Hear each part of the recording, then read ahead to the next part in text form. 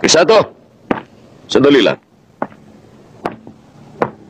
Mabutit hanggat maaga nagkita tayo. Ngayon naman siguro alam mo kung sinong patong kay Ponso. Kaya magmula ngayon, ayokong bubulabugin mo siya. Ha? Baka naman, Kabo, kailangan pa niya ng sample. Siguro sa sitwasyon. Pwede. Siguro bagay sa mukha niya ang magkaroon ng fishball.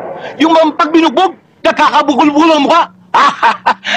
Kabo, ang tinatakot, yung dati ng takot.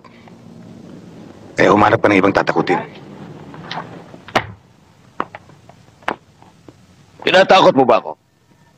Hindi mo na ginalang ang uniforme ko. Kabo, ginagalang ko yung uniforme ng kahit na sino pulis. Pero depende sa nagsusuot. Sa nakikita ko medyo sumisikip na yung uniforme nyo. Pag-ingatan nyo lang, Kabo. Baka mapunit. Kabo, bakit? Anong nangyari? Akala ko ba bibigyan natin siya ng sample?